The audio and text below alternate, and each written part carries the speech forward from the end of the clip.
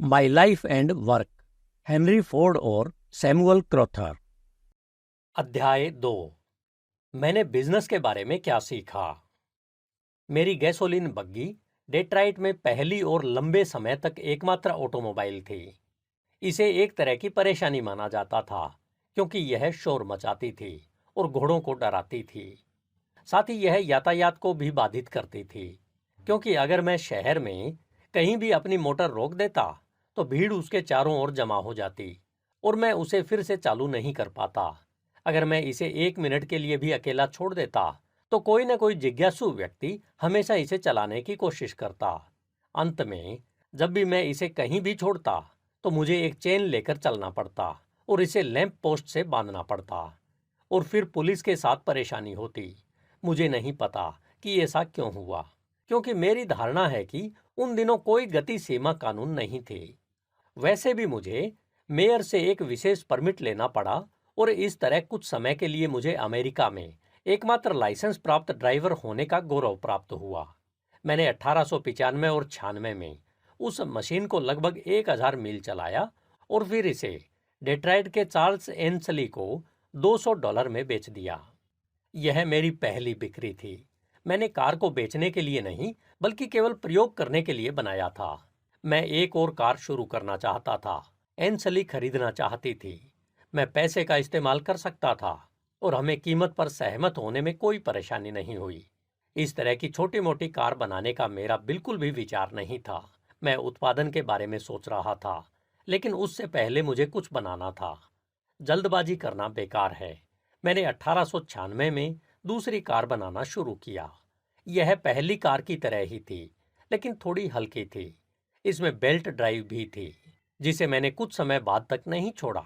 Belt गर्म मौसम को छोड़कर सभी जगह ठीक थी, इसलिए मैंने बाद में गियर अपनाए। मैंने उस कार से बहुत कुछ सीखा। उस समय तक देश विदेश में अन्य लोग भी कार बना रहे थे और 1895 में मैंने सुना कि जर्मनी की एक बेंज कार न्यूयॉर्क के मैसी स्टोर में प्रदर्शनी के लिए रखी गई थी। मैं इसे देखने गया, लेकिन इसमें कोई ऐसी विशेषता नहीं थी जो देखने लायक लगे। इसमें भी बेल्ट ड्राइव थी, लेकिन यह मेरी कार से बहुत भारी थी। मैं हल्केपन के लिए काम कर रहा था। विदेशी निर्माताओं ने कभी हल्केपन का मतलब नहीं समझा। मैंने अपनी घरेलू दुकान में कुल 3 कारें बनाई और वे सभी डेट्राइट में कई सालों तक चली। मेरे पास अभी भी पहली कार है। कुछ साल बाद मैंने इसे उस आदमी से वापस खरीदा जिसे मिस्टर एंसले ने इसे बेचा था। मैंने इसके लिए $100 चुकाए।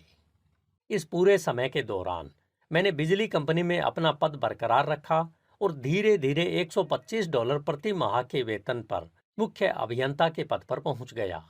लेकिन गैस इंजन के साथ मेरे प्रयोग कंपनी के अध्यक्ष के बीच उतने लोकप्रिय नहीं थे जितने मेरे पिता के बीच मेरी पहली यांत्रिक शिक्षाएं थी। ऐसा नहीं था कि मेरे नियोक्ता को प्रयोगों पर आपत्ति थी, केवल गैस इंजन के साथ प्रयोगों पर। मैं अभी भी उन्हें यह कहते हुए सुन सकता हूँ, बिजली, हाँ वह आने वाली चीज है, लेकिन गैस नहीं। उनके संदेह के लिए पर्याप्त आधार थे, सबसे नरम शब्दों का उपयोग करने के लिए। व्यवहारिक रूप से किसी को भी आंतरिक दहन इंजन के भविष्य के बारे में दूर दूर तक कोई जानकारी नहीं थी, जबकि हम महान विद्युत विकास के कगार पर थे। हर तुलनात्मक रूप से नए विचार की तरह बिजली से बहुत अधिक करने की उम्मीद की जाती थी, जिसका हमें अभी भी कोई संकेत नहीं है। मुझे अपने उद्देश्यों के लिए बिजली के साथ प्रयोग करने का कोई फायदा नहीं लगा। ट्रॉली के तार कम महंगे होने पर भी सड़क कार ट्रॉली पर नहीं चल सकती थी। कोई भी स्टोरेज बैटरी व्यवहारिक वजन की दृष्टि से नहीं थी। एक इलेक्ट्रिक कार को आवश्यक रूप से त्रिज्या में सीमित होना चाहिए और उसमें लगाई गई शक्ति के अनुपात में बड़ी मात्रा में प्रेरक मशीनरी होनी चाहिए। इसका मतलब यह नहीं है कि मेरे पास या अब बिजली सस्ती है। हमने अभी तक बिजली का उपयोग करना शुरू नहीं किया है, लेकिन इसका अपना स्थान है और आंतरिक दहन इंजन का अपना स्थान है। कोई भी एक दूसरे की जगह नहीं ले सकता, जो कि बहुत सौभाग्य की बात है। मेरे पास अब डायनमो है, जिसका प्रभार मैंने पहली बार डेट्राइट एडिशन कंपनी में संभाला था।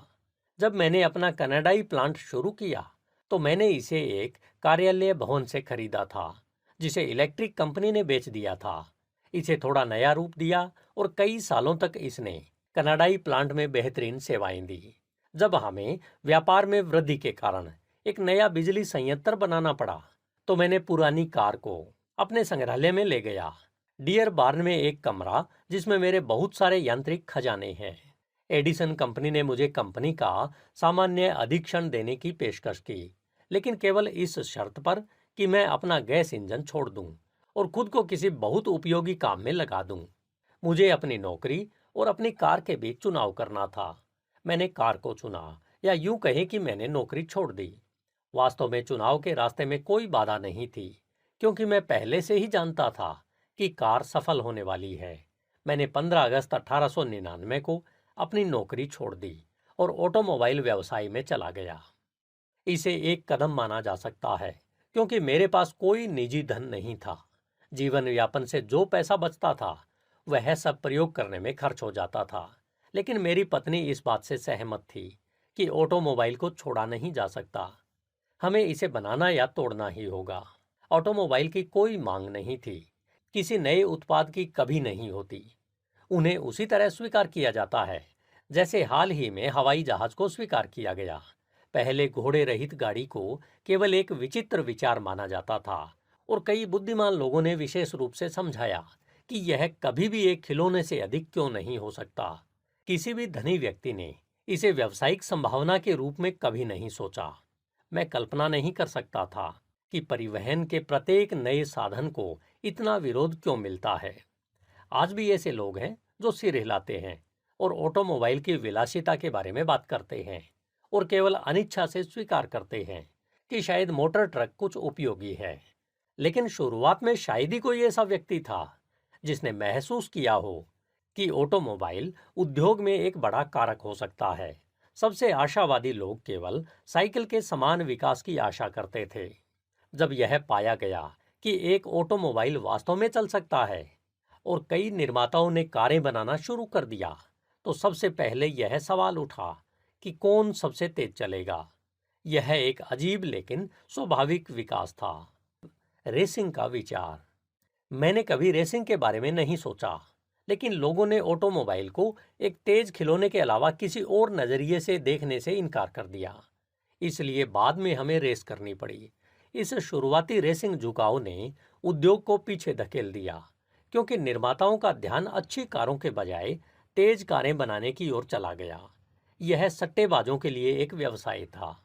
जैसे ही मैंने इलेक्ट्रिक कंपनी छोड़ी, सट्टेबाजी करने वाले लोगों के एक समूह ने मेरी कार का दोहन करने के लिए डेट्राइट ऑटोमोबाइल कंपनी का गठन किया। मैं मुख्य इंजीनियर था और मेरे पास स्टॉक की एक छोटी राशि थी। 3 साल तक हम कमोबेश मेरी पहली कार के मॉडल पर ही कारें बनाते रहे। हमने उनमें से बहुत कम बेची। मुझे आम जनता को बेचने के लिए बेहतर कारें बनाने के लिए कोई समर्थन नहीं मिल सका। पूरा विचार ऑर्डर पर बनाने और प्रत्येक कार के लिए अधिकतम संभव कीमत प्राप्त करने का था। मुख्य विचार पैसा प्राप्त करना प्रतीत होता था, और मेरे पास इंजीनियरिंग की स्थिति के अलावा कोई अन्य अधिकार नहीं होने के कारण मैंने पाया कि नई कंपनी मेरे विचारों को साकार करने का साधन नहीं थी, बल्कि पैसा कमाने वाली कंपनी थी जो बहुत अधिक पैसा नहीं कमाती थी। मार्च 1902 में मैंने इस्तीफा दे दिया, यह तय करते हुए कि मैं फिर कभी खुद को आदेशों के अधीन नहीं रखूंगा। डेट्राइट ऑटोमोबाइल कंपनी बाद में लीलैंड के स्वामित्व में कैडिलैक कंपनी बन गई, जो बाद में आई। मैंने अपने प्रयोगों को जारी रखने और यह पता लगाने के लिए कि वास्तव में बिजनेस क्या है, 81 पार्क प्लेस में एक दुकान किराए पर ली, 1 मंजिला ईंट शेड। मुझे लगा कि यह मेरे पहले साहसिक कार्य से कुछ अलग होना चाहिए। 1902 से लेकर फोर्ड मोटर कंपनी के गठन तक का समय व्यवहारिक रूप से जांच का था। अपनी छोटी सी 1 कमरे वाली ईंट की दुकान में मैंने 4 सिलेंडर वाली मोटर के विकास पर काम किया, और बाहर से मैंने पता लगाने की कोशिश की कि वास्तव में बिजनेस क्या है और क्या इसके लिए पैसे के लिए इतनी स्वार्थी होड़ की जरूरत है, जैसा कि मेरे पहले छोटे अनुभव से लग रहा था।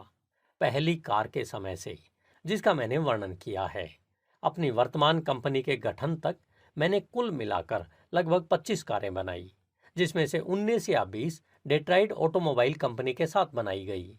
ऑटोमोबाइल उस शुरुआती चरण से गुजर चुका था जहां यह तथ्य कि यह बिल्कुल भी चल सकता है उस चरण तक पहुंच गया था जहां इसे गति दिखानी थी।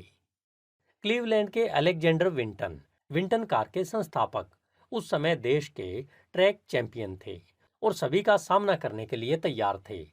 मैंने पहले इस्तेमाल किए गए से अधिक कॉम्पैक्ट प्रकार का 2 सिलेंडर वाला संलग्न इंजन डिजाइन किया, इसे कंकाल चेसिस में फिट किया, पाया कि मैं गति बना सकता हूं और विंटन के साथ एक रेस की व्यवस्था की।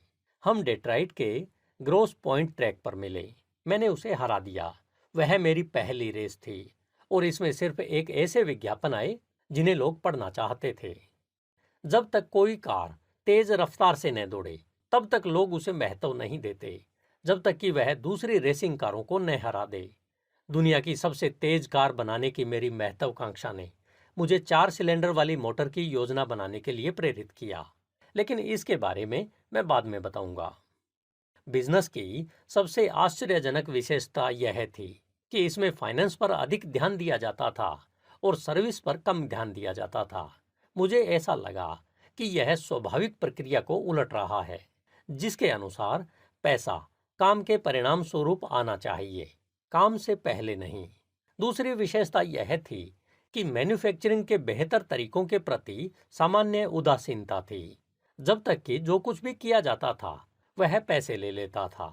दूसरे शब्दों में, एक वस्तु का निर्माण स्पष्ट रूप से इस संदर्भ में नहीं किया जाता था कि यह जनता की कितनी सेवा कर सकती है, बल्कि केवल इस संदर्भ में किया जाता था कि इसके लिए कितना पैसा मिल सकता है, और वह भी इस बात की विशेष परवाह किए बिना कि ग्राहक संतुष्ट है या नहीं। उसे बेच देना ही पर्याप्त था।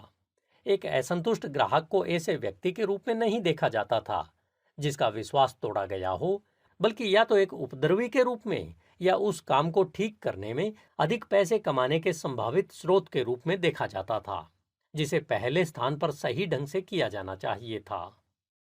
उदाहरण के लिए, ऑटोमोबाइल में इस बात की बहुत अधिक चिंता नहीं होती थी कि कार के बिकने के बाद उसका क्या हुआ, प्रति मील कितना गैसोलीन इस्तेमाल किया गया। यह कोई बड़ी बात नहीं थी। इसने वास्तव में कितनी सेवा दी, इससे कोई फर्क नहीं पड़ता था, और अगर वह टूट गया और इसके पुर्जे बदलने पड़े तो यह मालिक के लिए दुर्भाग्य की बात थी। पुर्जों को उच्चतम संभव कीमत पर बेचना अच्छा बिजनेस माना जाता था, क्योंकि चूंकि व्यक्ति ने पहले ही कार खरीद ली, इसलिए उसे बस पुर्जे चाहिए थे और वह इसके लिए भुगतान करने को तैयार था। ऑटोमोबाइल बिजनेस उस आधार पर नहीं था जिसे मैं ईमानदारी कहूंगा। विनिर्माण के दृष्टिकोण से वैज्ञानिक आधार पर तो बिल्कुल नहीं, लेकिन यह सामान्य रूप से बिजनेस से भी बेहतर नहीं था। यह वह दौर था, जैसा कि याद किया जा सकता है, जब कई निगमों का निर्माण और वित्त पोषण किया जा रहा था। बैंकर, जो तब तक खुद को रेल मार्गों तक सीमित रखते थे, उद्योग में आ गए। मेरा विचार तब भी यही था और आज भी यही है कि अगर कोई व्यक्ति अपना काम अच्छे से करता है तो उसे उस काम के लिए जो कीमत मिलेगी, लाभ और सभी वित्तीय मामले खुद ही ठीक हो जाएंगे, और बिजनेस को छोटे लेवल पर शुरू करना चाहिए और अपनी कमाई से खुद को आगे बढ़ाना चाहिए। अगर कोई कमाई नहीं होती है तो यह मालिक के लिए एक संकेत है कि वह अपना समय बर्बाद कर रहा है और उस बिजनेस में उसका कोई स्थान नहीं है।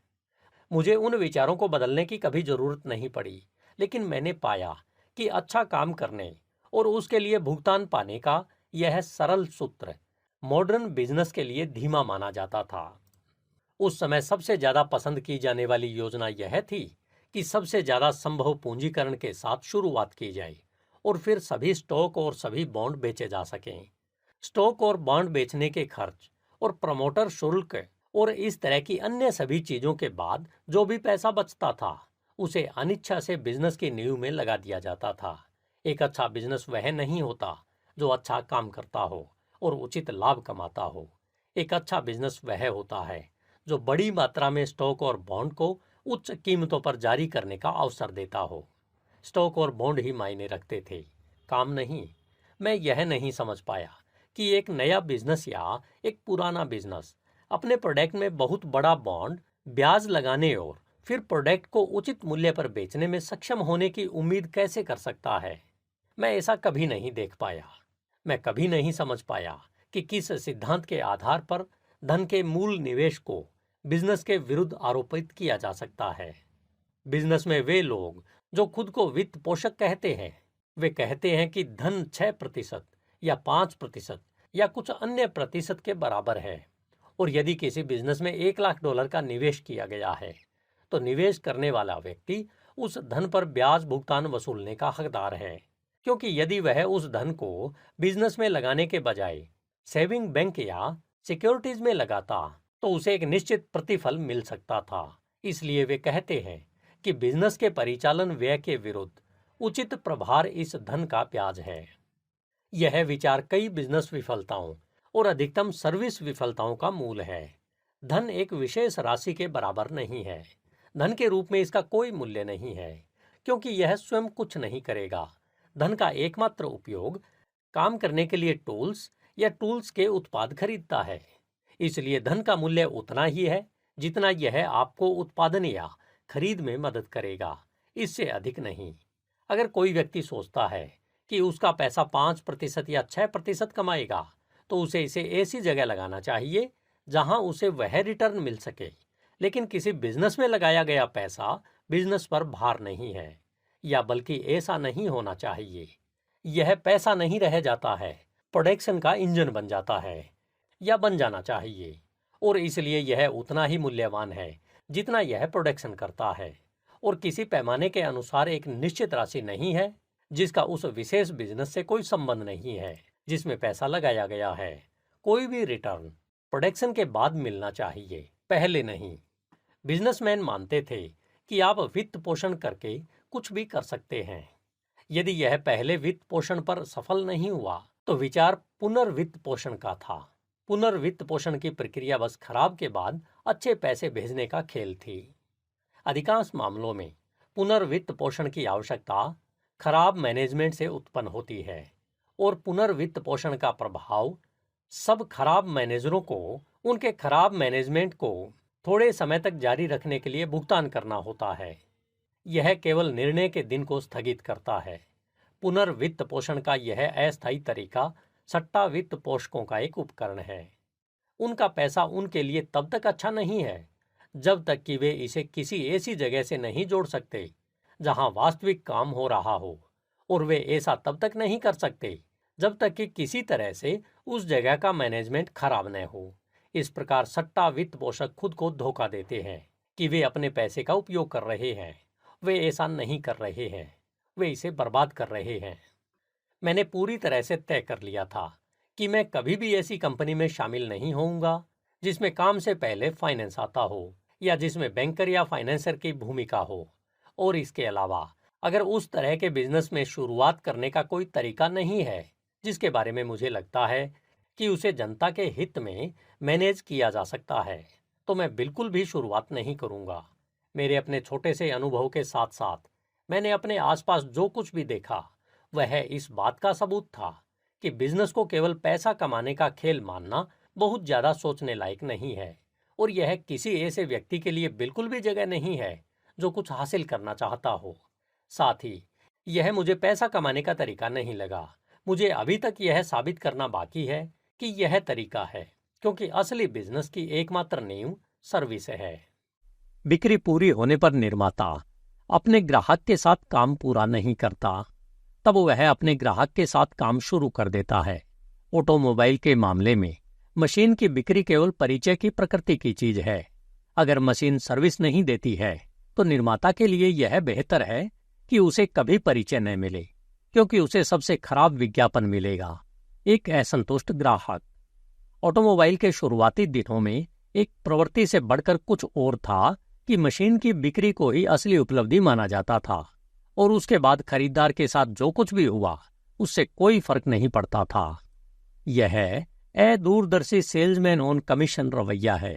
अगर सेल्समैन को केवल उसके द्वारा बेची गई वस्तु के लिए भुगतान किया जाता है तो यह बिल्कुल उम्मीद नहीं की जानी चाहिए कि वह ऐसे ग्राहक पर कोई बड़ा प्रयास करेगा जिससे कोई और कमीशन नहीं मिलना है। और यह ठीक इसी बिंदु पर है कि हमने बाद में फोर्ड के लिए सबसे ज्यादा बिक्री का तर्क दिया।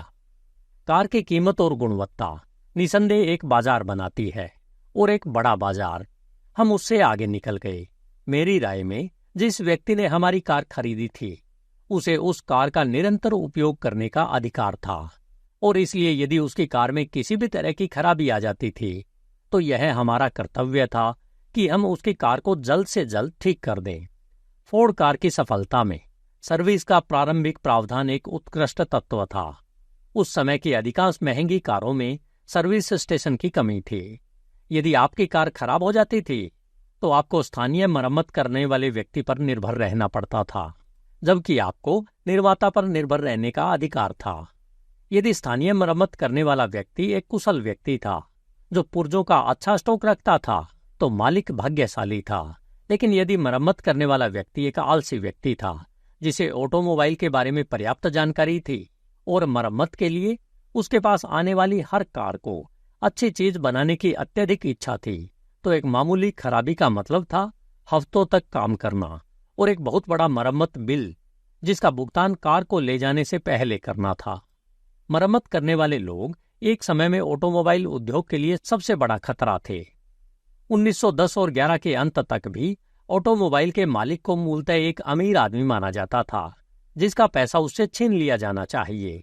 हमने उस स्थिति का सामना सीधे तौर पर और बिल्कुल शुरुआत में ही किया। हम नहीं चाहते थे कि हमारा वितरक बेवकूफ लालची लोगों द्वारा अवरुद्ध हो। यह कहानी कुछ साल आगे की है, लेकिन यह फाइनेंस द्वारा कंट्रोल है जो सर्विस को तोड़ता है, क्योंकि यह तत्काल डॉलर को देखता है। यदि पहला विचार एक निश्चित राशि अर्जित करना है, तो जब तक कि भाग्य के किसी झटके से मामले विशेष रूप से अच्छे नहीं चल रहे हों और सर्विस के लिए अधिशेष न हो, ताकि संचालन करने वाले लोगों को मौका मिल सके, भविष्य के बिजनेस को आज के डॉलर के लिए बलिदान करना होगा। और मैंने यह भी देखा कि बिजनेस में लगे कई लोगों में यह प्रवृत्ति होती है कि उन्हें लगता है कि उनका भाग्य कठिन है। वे उस दिन के खिलाफ काम करते हैं जब वे रिटायर हो सकते हैं और आय पर जीवन जी सकते हैं, संघर्ष से बाहर निकल सकते हैं। उनके लिए जीवन एक लड़ाई थी जिसे जल्द से जल्द खत्म किया जाना था। यह एक और बिंदु था जिसे मैं समझ नहीं पाया, क्योंकि जैसा कि मैंने तर्क दिया, जीवन एक लड़ाई नहीं है, सिवाय इसके कि स्थिर होने की हमारी प्रवृत्ति के साथ हम भी थक जाते हैं। अगर डरना ही सफलता है, तो व्यक्ति को बस अपने आलसी मन को खुश करना है, लेकिन अगर बढ़ना ही सफलता है, तो व्यक्ति को हर सुबह नए सिरे से जागना होगा और पूरे दिन जागते रहना होगा। मैंने देखा है कि महान बिजनेस एक नाम का भूत बनकर रह गया, क्योंकि किसी ने सोचा कि उन्हें उसी तरह से मैनेज किया जा सकता है जैसे वे हमेशा मैनेज्ड किए जाते थे। और भले ही मैनेजमेंट अपने समय में सबसे उत्कृष्ट रहा हो, लेकिन उसकी उत्कृष्टता अपने दिन के प्रति उसकी सतर्कता में निहित थी, न कि अपने कल का गुलाम बनकर। जैसा कि मैं देखता हूं, जीवन एक स्थान नहीं है, बल्कि एक यात्रा है। यहां तक कि वह व्यक्ति जो खुद को सबसे अधिक स्थिर महसूस करता है, वह भी स्थिर नहीं है। वह शायद पीछे की ओर झुक रहा है। सब कुछ परिवर्तनशील है, और ऐसा होना ही था। जीवन बहता रहता है। हम सड़क के एक ही नंबर पर रह सकते हैं, लेकिन वहां रहने वाला व्यक्ति कभी एक जैसा नहीं होता। और मैंने देखा है कि इस भ्रम से कि जीवन एक युद्ध है जिसे गलत कदम उठाने से हार जाया जा सकता है, नियमितता के प्रति एक बड़ा प्रेम पैदा होता है। मनुष्य आधी अधूरी आदत में पड़ जाते हैं। शायद ही कभी मोची जूतों के तलवे बनाने का नया नया तरीका अपनाता है, और शायद ही कभी कारीगर अपने व्यापार में नए तरीकों को स्वेच्छा से अपनाता है। आदत एक खास जड़ता पैदा करती है, और इसमें कोई भी गड़बड़ी मन को परेशानी की तरह प्रभावित करती है। याद होगा कि जब दुकान के तरीकों का अध्ययन किया गया था ताकि कामगारों को कम बेकार हरकत और थकान के साथ काम करना सिखाया जा सके, तो खुद कामगारों ने इसका सबसे ज्यादा विरोध किया था। हालांकि उन्हें संदेह था कि यह उनसे ज्यादा पाने का एक खेल मात्र है, लेकिन उन्हें सबसे ज्यादा गुस्सा इस बात से आता था कि यह उन घिसे पिटे रास्तों में बाधा डालता है जिसमें वे चलने के आदी हो चुके हैं। बिजनेसमैन अपने बिजनेस में इसलिए डूब जाते हैं क्योंकि उन्हें पुराना तरीका इतना पसंद आता है कि वे खुद को बदलने के लिए तैयार नहीं कर पाते। हम उन्हें हर जगह देखते हैं, ऐसे लोग जो नहीं जानते कि कल बीत चुका है और जो आज सुबह अपने पिछले साल के विचारों के साथ जागे हैं। इसे लगभग एक सूत्र के रूप में लिखा जा सकता है कि जब कोई व्यक्ति यह सोचने लगता है कि उसने आखिरकार अपना तरीका खोज लिया है, तो उसे खुद की सबसे गहन जांच शुरू कर देनी चाहिए, ताकि पता चल सके कि उसके मस्तिष्क का कोई हिस्सा सो तो नहीं गया है। एक व्यक्ति के लिए यह सोचना कि वह जीवन भर के लिए निश्चित है एक सूक्ष्म खतरा है। यह संकेत देता है कि प्रगति के पहिए का अगला झटका उसे गिरा देगा। मूर्ख समझे जाने का भी बहुत डर है। बहुत से लोग मूर्ख समझे जाने से डरते हैं। मैं मानता हूं कि जनमत उन लोगों के लिए एक शक्तिशाली पुलिस प्रभाव है जिन्हें इसकी जरूरत है। शायद यह सच है कि अधिकांश लोगों को जनमत के संयम की जरूरत है। जनमत किसी व्यक्ति को उससे बेहतर रख सकता है जो वह अन्यथा नहीं होता। अगर नैतिक रूप से बेहतर नहीं, तो कम से कम जहां तक उसकी सामाजिक वांछनीयता का सवाल है, बेहतर है। लेकिन धार्मिकता के लिए मूर्ख बनना कोई बुरी बात नहीं है। सबसे अच्छी बात यह है कि ऐसे मूर्ख आमतौर पर यह साबित करने के लिए पर्याप्त समय तक जीवित रहते हैं कि वे मूर्ख नहीं थे, या उन्होंने जो काम शुरू किया है वह यह साबित करने के लिए पर्याप्त समय तक जीवित रहता है कि वे मूर्ख नहीं थे। पैसे का प्रभाव, निवेश पर लाभ कमाने की चाहत और इसके परिणाम स्वरूप काम और इसलिए सर्विस की उपेक्षा या कंजूसी ने मुझे कई तरीकों से खुद को दिखाया। यह अधिकांश परेशानियों की जड़ में था। यह कम मजदूरी का कारण था, क्योंकि बिना अच्छी तरह से निर्देशित काम के उच्च मजदूरी का भुगतान नहीं किया जा सकता है, और अगर पूरा ध्यान काम पर नहीं दिया जाता है तो यह अच्छी तरह से निर्देशित नहीं हो सकता है। अधिकांश लोग काम करने के लिए स्वतंत्र होना चाहते हैं। प्रचलित प्रणाली के तहत वे काम करने के लिए स्वतंत्र नहीं हो सकते। मेरे पहले अनुभव के दौरान मैं स्वतंत्र नहीं था। मैं अपने विचारों को पूरी तरह से नहीं निभा सकता था। पैसा कमाने के लिए हर चीज की योजना बनानी पड़ती थी। काम आखिरी विचार था, और इस तरह सबका सबसे दिलचस्प हिस्सा यह आग्रह था कि पैसा मायने रखता है, काम नहीं। यह किसी को भी अतार्किक नहीं लगा कि पैसे को काम से आगे रखा जाना चाहिए, भले ही सभी को यह स्वीकार करना पड़े कि लाभ काम से आना चाहिए। ऐसा लगता था कि पैसे के लिए एक छोटा रास्ता खोजने और स्पष्ट छोटा रास्ता जो काम के माध्यम से है, उसको पार करने की इच्छा थी। प्रतिस्पर्धा को हिले मैंने पाया कि प्रतिस्पर्धा को एक खतरा माना जाता था, और एक अच्छा मैनेजर ऑटोमेटिक साधनों के माध्यम से एकाधिकार प्राप्त करके अपने प्रतिस्पर्धियों को चकमा देता है। विचार यह था कि एक निश्चित संख्या में लोग ही खरीद सकते थे, और यह कि उनका बिजनेस किसी और से आगे होना चाहिए था। कुछ लोगों को याद होगा कि बाद में कई ऑटोमोबाइल निर्माताओं ने सेल्डन पेटेंट के तहत एक संघ बनाया, और ऑटोमोबाइल की कीमत और उत्पादन को कानूनी रूप से कंट्रोल करना संभव हो सके। उनके पास वही विचार था जो कई ट्रेड यूनियनों के पास है। यह हास्यास्पद धारणा कि कम काम करके अधिक लाभ कमाया जा सकता है। मेरा मानना है कि यह योजना बहुत पुरानी है। मैं तब नहीं देख पाया था, और अब भी नहीं देख पा रहा हूं, कि जो व्यक्ति अपना काम करता है उसके लिए हमेशा पर्याप्त नहीं होता। प्रतिस्पर्धा से लड़ने में बिताया गया समय बर्बाद होता है। इसे काम करने में लगाना बेहतर होता है।